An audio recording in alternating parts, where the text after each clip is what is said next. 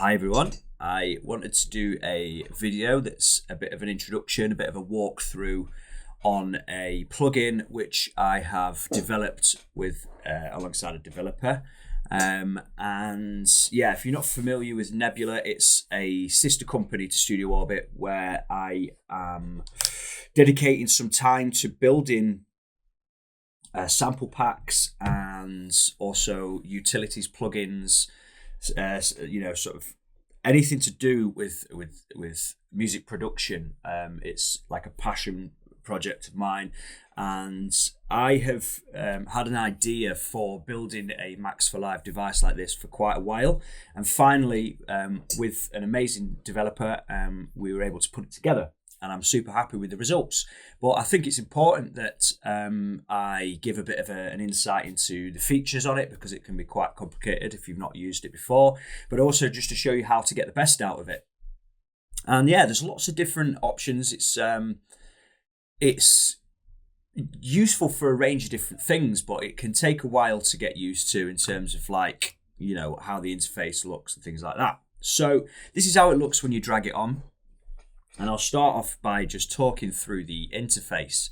So we've got this randomized button here. When we click that, within certain parameters, it's going to just completely randomize everything. So whatever's set here, it's not going to determine what happens here. Like, we set parameters so that it didn't go too crazy, but that's a complete randomize everything button. So you get, just literally anything.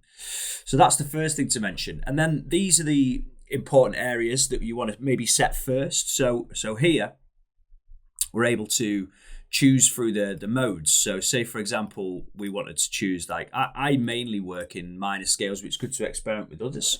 So yeah, you can flick through. You've got loads of different modes there that you can use.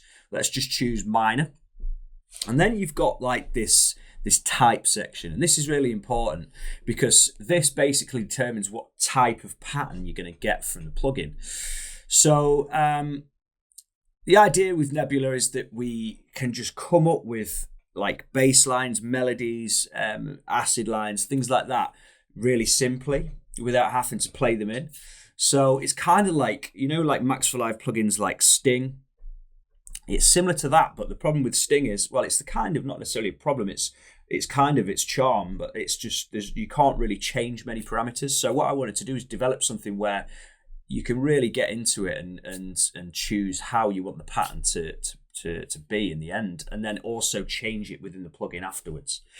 So if you hover over the type, you'll see here it gives you a label which tells you exactly what type of algorithm within that type box you've got selected, and it explains them in a bit more detail. So it's worth going through and choosing one and just reading through all of the types really, and what they do in terms of like how it creates a pattern.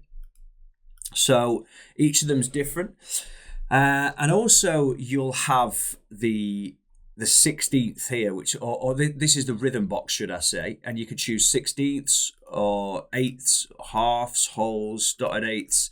So these are kind of like the rhythms that are going to be used. You've got like a range of different ones within there, and you've also got like the acid modes. There's 3 acid modes in there, and they just give like a different kind of rhythm.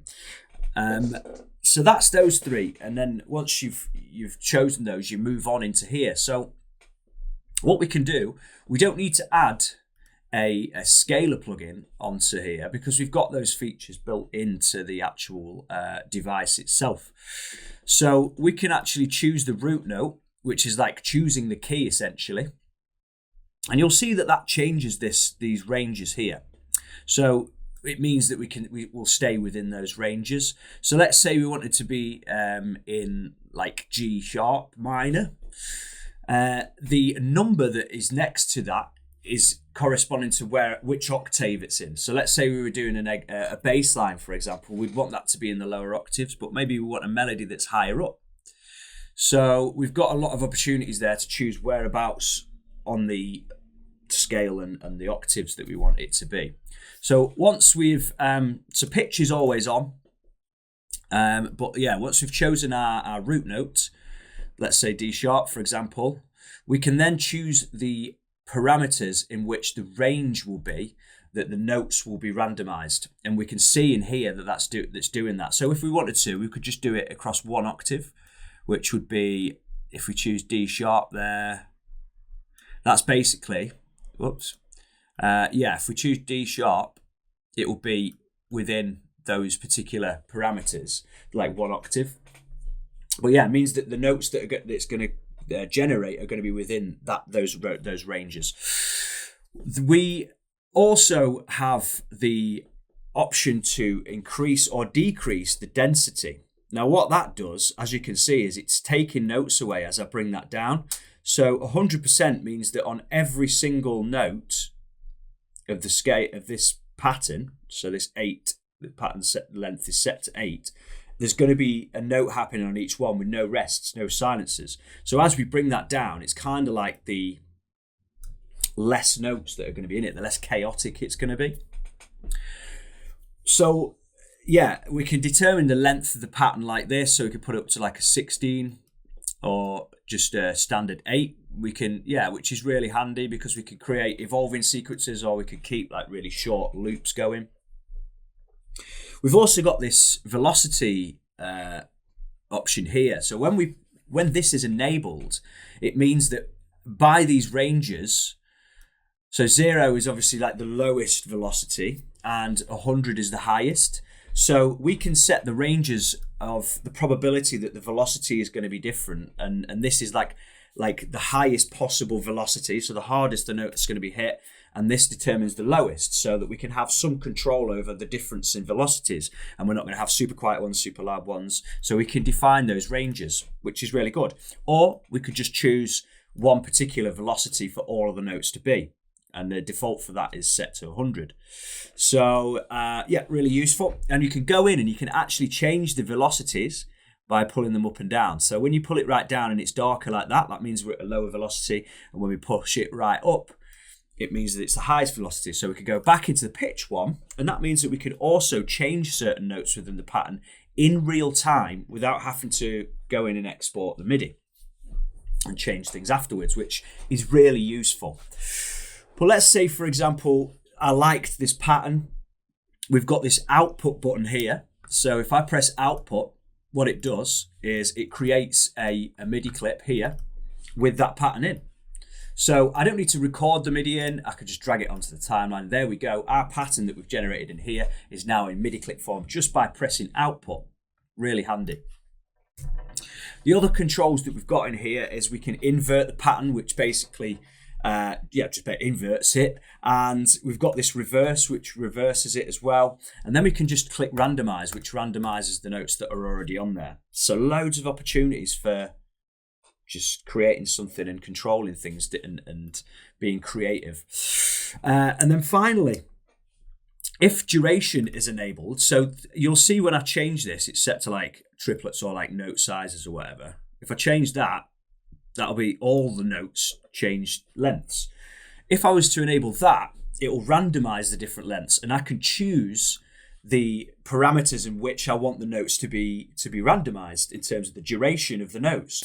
So we can get patterns that have got shorter and longer notes, and we can define the ranges in which the note durations are. So again, really useful stuff. We can have really short patterns with really like dotted notes, or longer patterns that have just got held notes in there like that. So yeah, really, really useful stuff.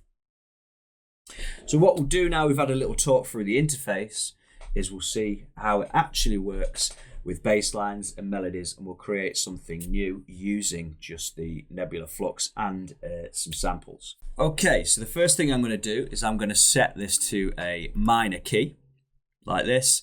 I'm going to keep the length at 8, but I'm going to put it in D. Let's go a little bit further down. Maybe we'll choose like a F sharp, second octave. And we can scroll up and down. It's inverted like this, so we can see the notes in there. And it's like an arpeggiated pattern, this. So if I press play now,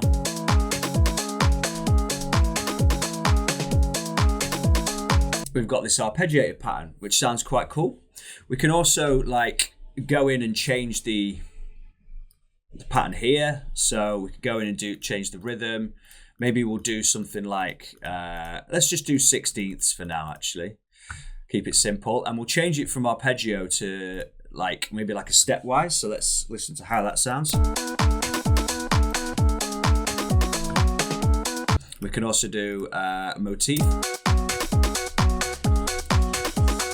And then we can start to add in some effects to that.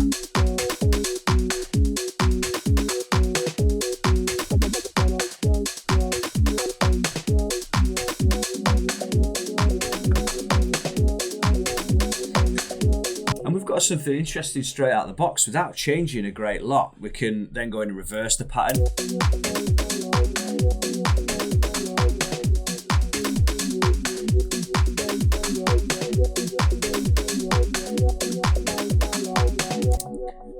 And then let's say, for example, we just flick through some of the others, so that we can go into like.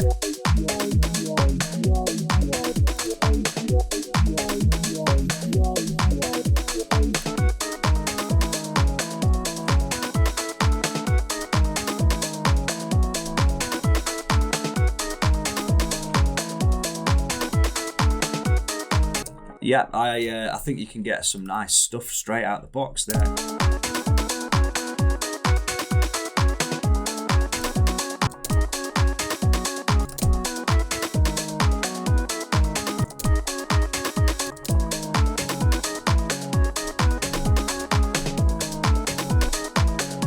So let's try it with something a little bit different. If we were to choose the acid V, for example, from Arturia. And yeah, we'll just go and choose external.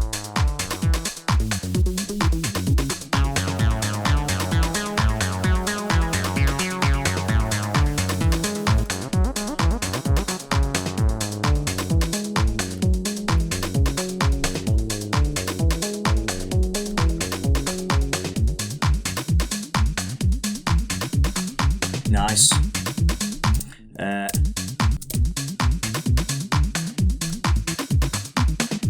That's really nice.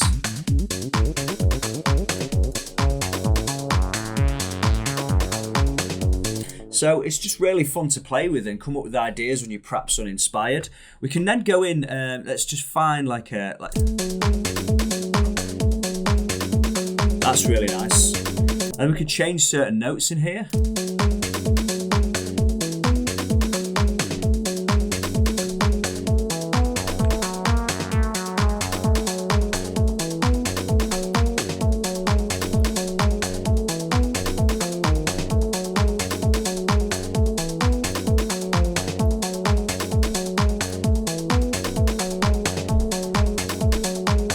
And then we can change some of the note durations.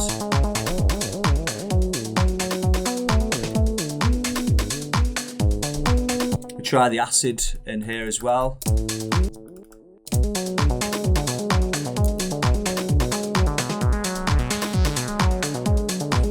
We can change the key.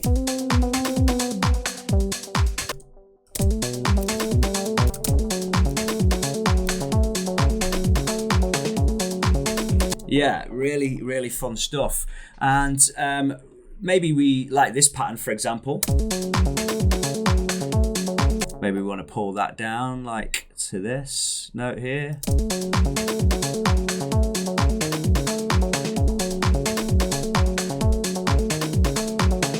What we can then do is we can just basically click output,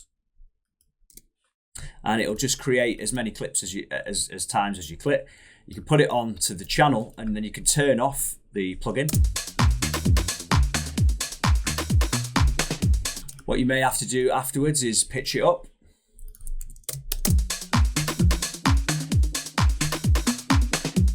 And you've got the actual MIDI in there, which is really handy to have. Or you could just leave the plugin running in the actual project itself. There's also a swing function if you wanted to swing things. But yeah, endless opportunities for different results, and it's just exactly the sort of plugin that I wanted to create, and it's something that I'm going to be using a lot of my own productions. So we've tried acid lines, you know, we've tried we haven't tried Basslines yet. So let's just find a nice bass sample. That's a nice one. And then we'll go a little bit lower.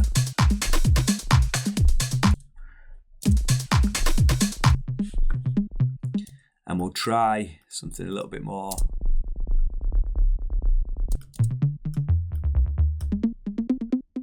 Something that's a little bit, maybe we want like,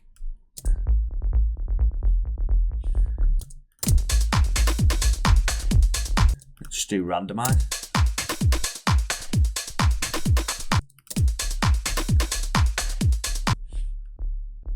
Yeah, so it's really fun to play with. We'll maybe extend the pattern that's only 1, so do that like 8.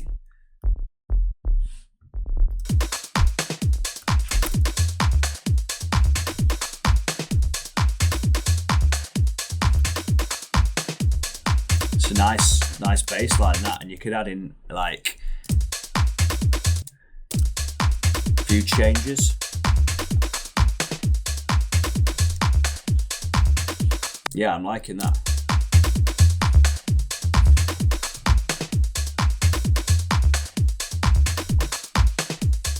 So bass lines, synth lines, acid lines, if you're struggling for inspiration, you can dive for this, and yeah, once you start experimenting with it and using it a lot more, you can get really good results out of it, and you'll find out which types and rhythms work for you. So yeah, hopefully it's a tool that people find as much use from it as I'm going to. And yeah, if any feedback is welcome. We're currently working on a VST version of this as well, so that it's not going to be limited to Ableton Live users that have access to Max for Live. But yeah, hopefully it's something that's useful, guys, and thanks for watching.